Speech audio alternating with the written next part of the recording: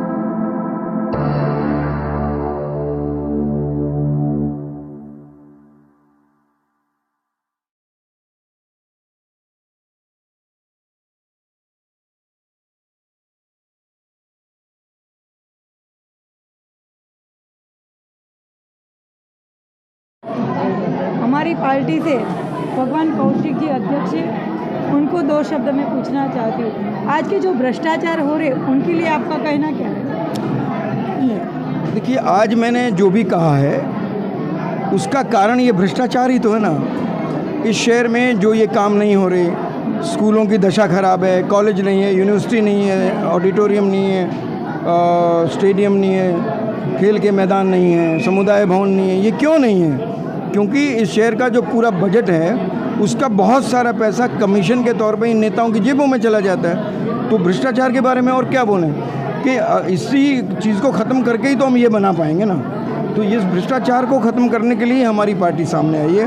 हमारा मेन मुद्दा ही भ्रष्टाचार रहेगा कि भ्रष्टाचारियों को हटाओ और हमारी पार्टी को लाओ और इस शहर में वो सारी चीज़ें पाओ जो जनता का हक है। आज जो जनता को परिवर्तन चाहिए वो आप कैसे लाएंगे?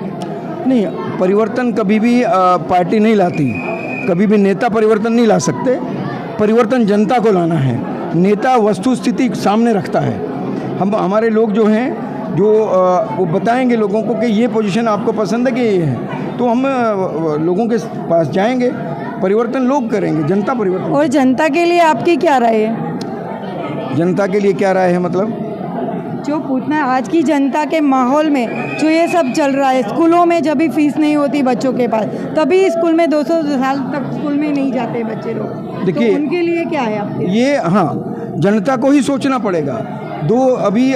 2 साल हमारे कोरोना में क्या हालत हुई, लोगों के बच्चों को फीस जो नहीं भर पाए उनको स्कूलों के बाहर कर दिया गया। तो उन लोगों को ये डिसीजन लेना पड़ेगा, हमें ऐसे नेता चाहिए क्या जो हमारी मदद के लिए नहीं आए। इन नेताओं के अपने स्कूल हैं, स्कूल नहीं वो दुकानें हैं, ये समझिए। उन स्कूलों में भी कितने बच्चों को बाहर कर दिया गया, आपको मालूम होना चाहिए। तो हम ऐसे सरकारी स्कूल बनाएंगे जिनमें लोग अपने बच्चों को पढ़ाना में गर्व महसूस करें। हम स्कूलों की व्यवस्था सुधारेंगे, हॉस्पिटल अच्छे बनाएंगे। जनता को हमने आपके सामने अभी हमने कहा है कि हम इस शहर में शिक्षा और चिकित्सा मुफ्त करेंगे। हम लोगों का बीमा करवाएंगे, पूरे शहर का बीमा करवाएंगे, मेडिक्लेम। वो जनता को वादा कर रहे हैं, वो जनता का वादा पूरा होगा कि नहीं होगा? नहीं, हम तो वादा कर रहे हैं। अब जनता उस पर विश्वास करके हमें सत्ता में लाएगी तो ही हम उनको पूरा कर पाएंगे। हमें शहर की सत्ता में जनता लेकर आएगी तो हम ये वादे पूरे कर पाएंगे। अगर सत्ता में नहीं होंगे तो कुछ भी नहीं हो सकता। फिर तो यही लोग जो लुटेरे लूटते रहे हैं वही लूटते रहेंगे। फिर कि जनता को सोचना पड़ेगा कि उनको लूटना है या अच्छे लोगों को ला करके अपने शहर को बचाना है, अपने हकों को पाना है, जनता को डिसाइड करना। धन्यवाद। जो भगवान कौशिक जी ने बोला है उनके ऊपर जनता की क्या राय है अगले चुनाव में हम देखना चाहते। अभी धीरज पांडे जी हमारे बीच में है, आज उनको पद अक्षर मिला है, उसके लिए उसका अभिनंदन चाहती हूँ।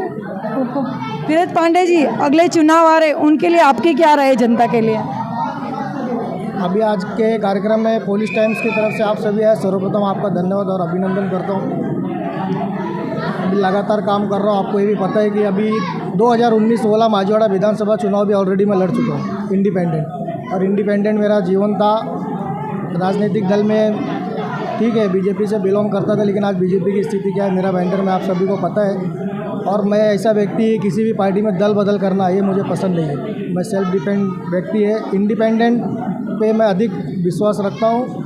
और इसके लिए हमने भगवान कौशिक जी से बात भी की थी कि आप कोई एक ऐसा रास्ता निकालिए कि हम खुद की एक पार्टी खड़ा करें। इधर उधर भागने से अच्छा है लोगों पे विश्वास करना, धोखा खाना ये उचित नहीं है। उन्होंने एक नया पार्टी का लॉन्चिंग किया और आज वो पार्टी का लॉन्चिंग आपके सामने हमारे वार्ड में हुआ है। इसके पहले एक हफ्ते पहले इनाग्रेशन मेरा वार्ड में हो चुका है। आने वाले भविष्य की जो योजना है हमारे वार्ड में सबसे पहला है डीम्ड कन्वेंस की योजना है। कंजेस्टेड बिल्डिंग अभी हाल में 2 दिन पहले आग लगी हमारे पूरे लेकव्यू बिल्डिंग में और फायर ब्रिगेड आने की जगह नहीं थी, तो बहुत बुरी परिस्थिति है। कंजेस्टेड बिल्डिंग है, लोगों को जगह नहीं है। पहले के डेवलप्ड एरिया उसको डेवलपिंग एरिया पे नए प्लान के साथ कैसा ले जाना ये प्लानिंग है। हमारे वार्ड में बिल्डिंग ही नीचे और सड़कें ऊपर है, तो उसको नए प्लान के तरह कैसे ले जाना है वो अभी मेरे सामने बहुत सारी चुनौतीपूर्ण सवाल हैं। लेकिन आपके मीडिया के माध्यम से मैं क्या करने वाला अभी आपको नहीं बता सकता, क्योंकि मेरे हर बयान पर वार्ड के नगर सेवकों की पहली नज़र होती है, तो मैं आपको अधिक नहीं बता सकता। लेकिन प्लान है और अच्छा काम करूँगा वार्ड में। मैं इतना वार्ड की जनता को मुझ पर विश्वास है। धन्यवाद। मीराबाई गीता चौहान, जय हिंद, जय महाराष्ट्र। हेलो, धीरज पांडे जी को हमारे अध्यक्ष जी ने प्रभाग क्रमांक 4 का अध्यक्ष नियुक्त किया है। बहुत बहुत धन्यवाद अध्यक्ष जी। धीरज जी को बहुत बहुत शुभकामनाएं, आने वाले भविष्य की शुभकामनाओं के लिए। वो हमारी पार्टी के प्रभाग क्रमांक 4 के अध्यक्ष हैं।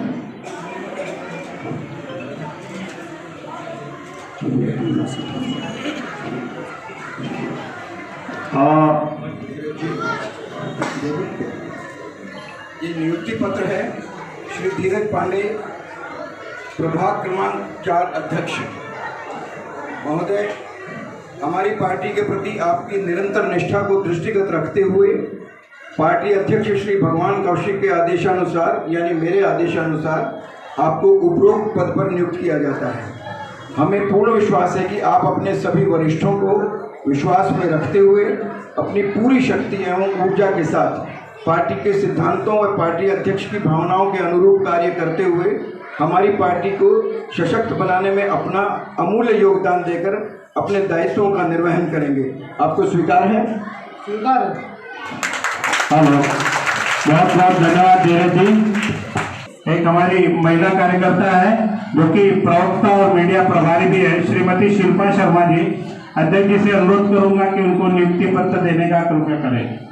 श्रीमती शिल्पा शर्मा।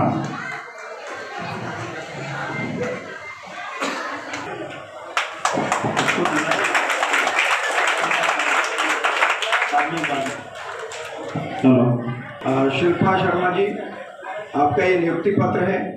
प्रवक्ता मीडिया प्रभारी महिला आपको नियुक्त किया जाता है। महोदया, हमारी पार्टी के प्रति आपकी निरंतर निष्ठा को दृष्टिगत रखते हुए पार्टी अध्यक्ष श्री भगवान कौशिक यानी कि मेरे आदेशानुसार आपको उपरोक्त पद पर नियुक्त किया जाता है।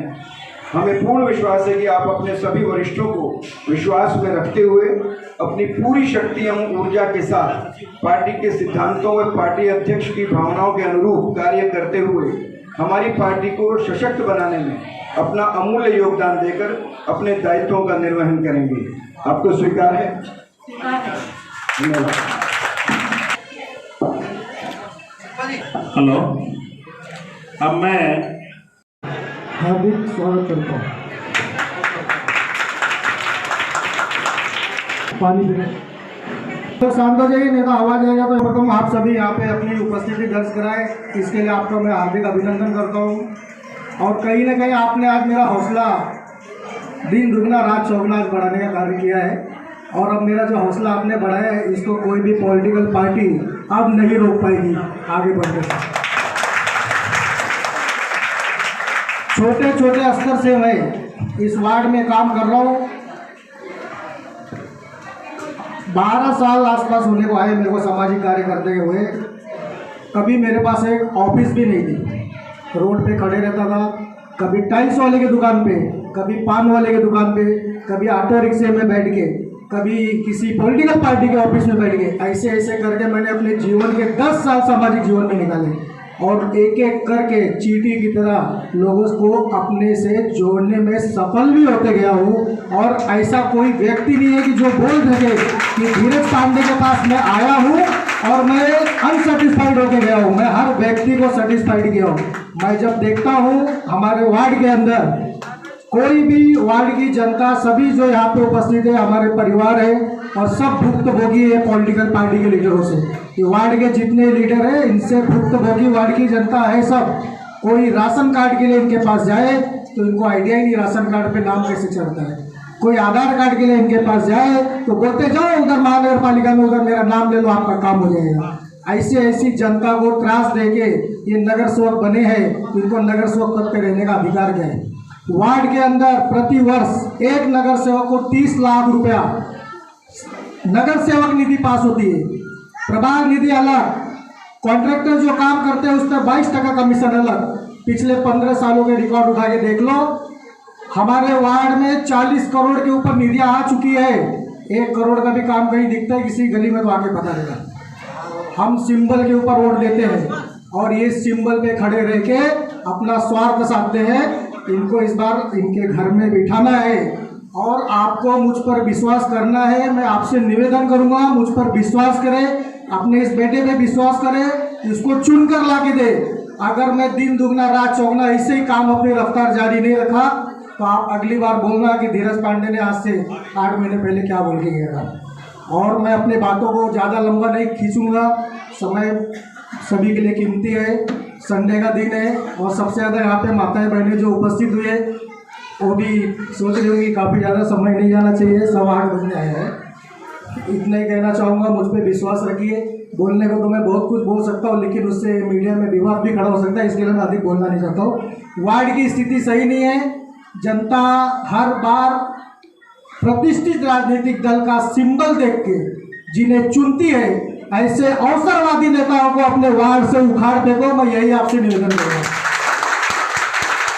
4.5 साल तक जिनके कार्यालय बंद रहते हैं, जिनके स्कूल है, कॉलेज है, बिल्डिंग है, लॉज है, बार है, होटल है, जमीन है, लोड बेरिंग बिल्डिंगे है, क्या नहीं है इनके पास। कल जो बाइक से चलते थे आज वो एसी कार से चलते हैं। रोड पे चलती हुई जनता जब उनको हाथ दिखाती है तो कार का खिड़की नीचे करते हैं, बोलते कह रहे हैं। ऐसे नगर सेवकों को उनकी औकात दिखाना जरूरी है और अगर आपने उनकी सही लेवल उनको नहीं दिखाई तो फिर आगे मैं कुछ नहीं कर सकता। आपको ऐसे व्यक्ति को चुन के, और मैं वादा करता हूँ अगर आपने मुझे चुन के लाया इस वार्ड से तो आपका हर एक काम दिन दुगना रात चौगने की तरह मैं करूँगा और 1-1 रुपए का हिसाब जनता दरबार के माध्यम से इस वार्ड की जनता को दूंगा। ये मेरा वादा है आपको। अपने बातों को विराम देते हुए मैं इतना जरूर कहना चाहूँगा, पॉलिटिकल स्टेटस जिसका ऊंचा होगा, पॉलिटिकल स्टेटस जिसका ऊंचा होगा, सियासत का पहुंचा हुआ खिलाड़ी होगा। इस राजनीति में वही ईमानदार मिलेगा जो राजनीति में मुझ जैसा अगाड़ी होगा। धन्यवाद। जय हिंद, जय महाराष्ट्र, भारत माता की जय।